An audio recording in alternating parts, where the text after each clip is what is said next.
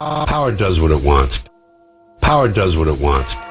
Power does what it wants. You hear that, folks? There are two sets of laws. One for the police and one for the ordinary citizen.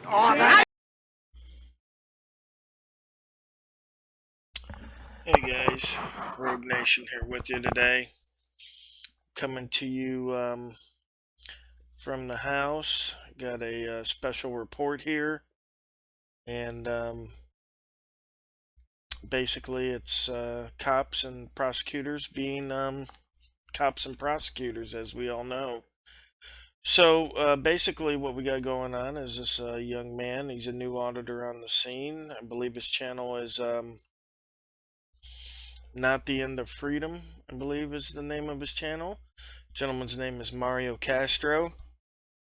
We're going to listen to a little bit of the story that his buddy here is telling us. Then we're going to get into some other stuff. So let's check this out.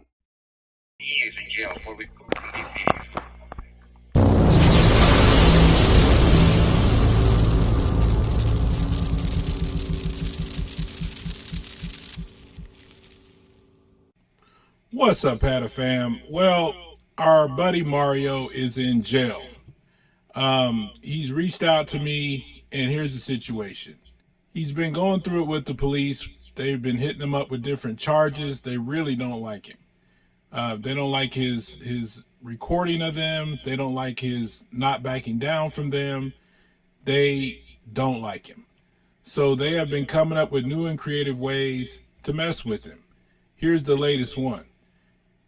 Mario recorded himself dealing with a court clerk regarding a bunch of tickets he got, a lot of issues the police have been giving him. He had the phone in his pocket as he's doing his business. That way he keeps a record of what's going on. So they actually watch his channel, and they went to his channel and saw that he had recorded this clerk and then used that video to come up with charges for wiretapping.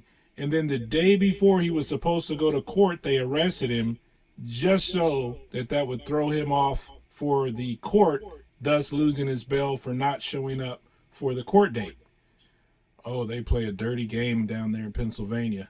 Dirty game. And they used the wiretapping law in the state of Pennsylvania, which is a two-party consent state, in order to charge him with a felony. They also used this same law previously, which he doesn't have the video because they took all of his equipment, when he was walking down the street and recorded an incident at a bar. They charged him, I believe, with 6 wiretap felonies for recording the incident from his cell phone openly on a sidewalk. So they are abused. Alright guys, so you get the gist of the story there. So let's we're gonna go right now. We're gonna look at the video that Mario has up of him in the clerk's office. Now I'm gonna mute this so they don't try to get me for wiretapping, although it wouldn't stick. Just like you know, I'm not gonna say Mario's ain't gonna stick, but it's a high probability that they won't stick. Not legal advice, of course. Now, so this is, and while the video is playing, I'm gonna go ahead and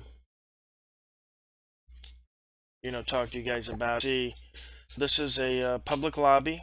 Okay, this is some kind of court annex, it looks like, and or maybe even the courthouse. I don't know how big this area is. It looked like it said Hazleton, Pennsylvania, but we'll get all that information here to you in a minute, because we need to redress our government here in this instance, absolutely. And so basically he's got it like the gentleman said on the other channel, and I'll have to get that for you. Like the gentleman said, he had the camera in his pocket, and Okay, so like I was saying, the gentleman's got the phone in his pocket right there. He's going to try to adjust it. There we go. So he gets a look around. This is obviously a public lobby here. Behind the glass is an open area. Okay, yeah, he's walking around a little bit here now. But behind this glass is an open office area, right? There's no cubicles. There's no offices. And then you can see there's like a little waiting area. Like I said, that might be like a one-room courthouse or something in a podunk town. I don't know. But the important thing with wiretapping, when you're recording like we do, and look, you can see there's 1, 2, her desk is the third desk. You've got 2 offices and the back doors are open.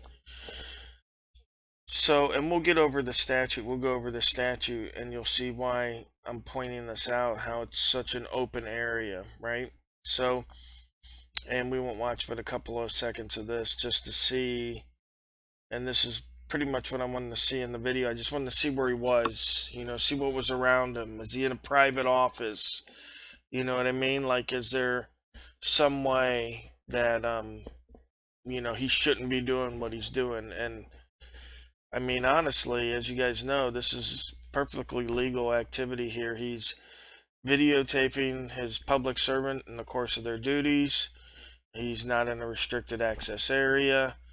I do believe the gentleman is very cordial. Like his buddy said, he's there to pay some tickets. So,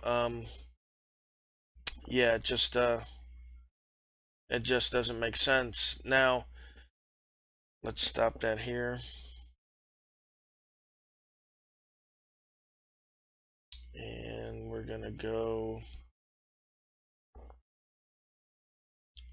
over here to, so these are the charges he got from that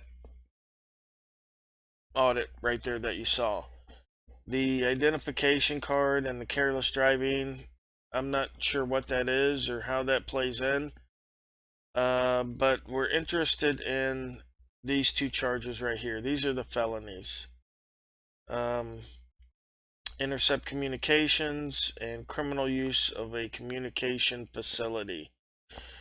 Now, this one is reliant on this one. So if this one is not a crime, if it's dismissed, then this one wouldn't come into play, right? You need this one to have this one.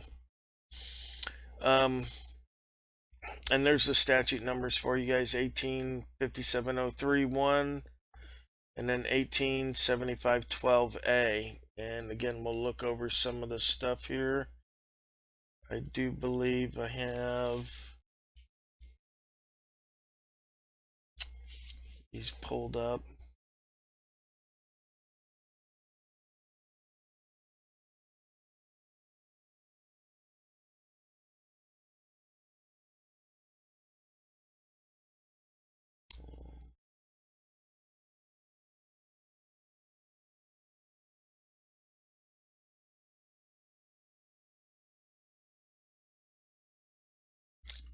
Okay, 5702.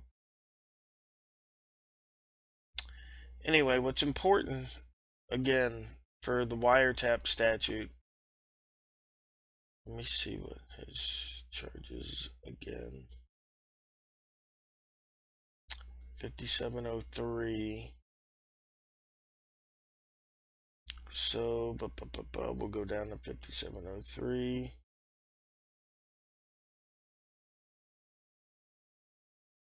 Right here, it's going to be the first one. Interception, disclosure, or use of wire, electronic, or oral communications. Except as otherwise provided in this chapter, a person is guilty of a felony of the 3rd degree if he, 1, which is what he's charged under, intentionally intercepts, endeavors to intercept, or procures any other person to intercept or endeavor to intercept any wire, electronic, or oral communication. Okay, that's his charge. Now when you come up here to the definitions page of the chapter and we look up oral communication, it says any oral communication uttered by a person possessing an expectation that such communication is not subject to interception under circumstances justifying such expectation. All right. Basically, what that says is, and less wordier words, is no privacy in public, right? So if you're in an area where you can't expect privacy, then the oral communication is not illegal, right, to capture, right? It's only illegal to capture it when there's an expectation of privacy, like you're in a private office, you're in the bathroom with your coworker, something of that nature. It's not where you're in an office where there's 4 other desks and possibly 4 other people, and the other guy's on the other side of the glass, and it's a public lobby, and there could be any amount of people, right? And it doesn't matter if people are actually in there or not, right? It doesn't matter if that's the case, because the place is still the same. That's a place where there would be no expectation of privacy, right? So the same thing goes on his other,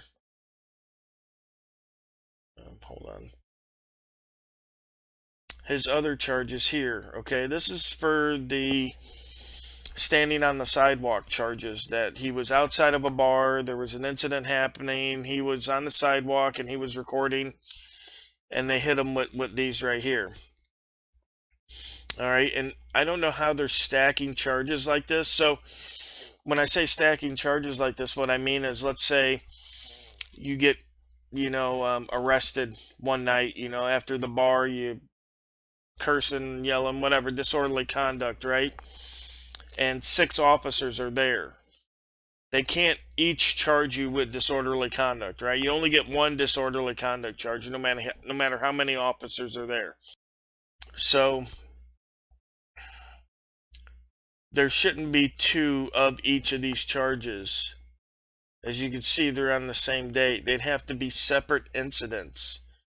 So really strange here. I mean, it could be they're just trying to get away with it, and they'll see if his lawyer won't fight it. Intercept communications, we already read that. We know about the oral, the oral communication, and what it takes to satisfy that statute is an expectation of privacy. And there's going to be no way, I can never even imagine that a judge is going to say that they had an expectation of privacy on a public sidewalk outside of a bar, right? I don't see that happening. Use intercepted communications. Now that's in the same statute, 5703, but it's down at number 3. So let's go and see if we can see that.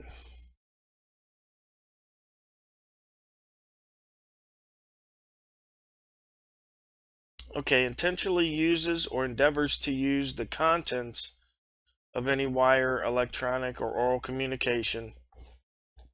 Okay, so if it's not an oral communication for the first charge, then it's not going to be an oral communication for the charge under that same statute, section 3, where they use what did they say? Use intercepted communications, right? So that's going to be blah. And then we go down and they've got, okay, so there's 2, and then 2 of the same charges as well down here. This is for a possible device for intercept communications, right? So this is it here.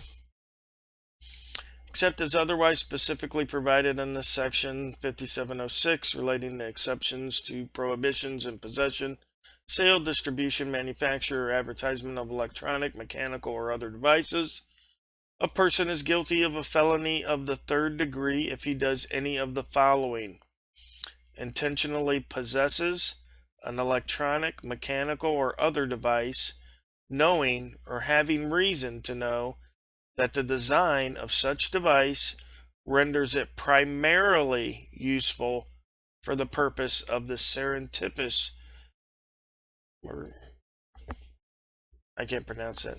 So, interception of a wire, electronic or oral communication. So we know that it's not an oral communication, right? Because there's no expectation of privacy. All the other charges are built off the one charge. I don't know what this disorderly conduct charge is. There's no narrative with these documents that I received, so there's no story to go over.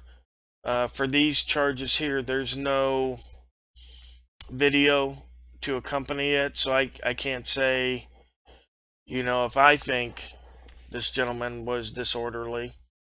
And again, none of this is legal advice. I'm just telling you folks what I see out there on the street and what people are sending to me and telling me is happening. I'm just giving a breakdown on it. But they want to try to give this gentleman, Mario, 15 years in prison for wiretapping for these charges and the other set of charges, which is almost identical. Intercept communications, criminal use of a communication facility, which is weird that I don't think that's on this one. No, it's not. So you would imagine that if it was on the other one, it would be on this one, because what this one is using like a platform to further your crime or whatever. So they use it a lot for like when they catch pedophiles, when they pose as underage girls or whatever. They use that charge a lot. As part of the charges they put on like pedophiles, because they use the internet and platforms, or aka communication facilities, to commit and further their crimes. But again, this is all based on the fact that there was a underlying felony. Okay, the statute means nothing if there's no underlying felony that the communication facility, was used in furtherance of. All right, so now this is where he's being kept, the Luzerne County Courthouse, Wilkes-Barre, Pennsylvania. Here is the district attorney's phone number right here for you guys. 570-825-1674. I don't know the state attorney general's phone number, but I do believe that, a redress to the state attorney general on why their district attorneys are charging people with crimes that clearly don't fit the statute. I think these are questions that we need answered, from the free press, which is all of us. With the right to redress our grievances. So I implore you folks to see if there's any way that you can help out. Maybe they'll talk to you folks if they won't talk to me, and see if we can get some answers on why this kind of activity is going on. This is just crazy. Now, the first 6 charges he had a $50,000 bail. The second charge he had a $30,000 bail. So he's still in jail. He can't afford to bail out. So he's got to sit in there. But I mean, these are just crazy charges that they're just throwing to try to stick on people, just to punish them. You know what I mean? Like as far as I'm concerned, there would be literally no hope in hell of winning.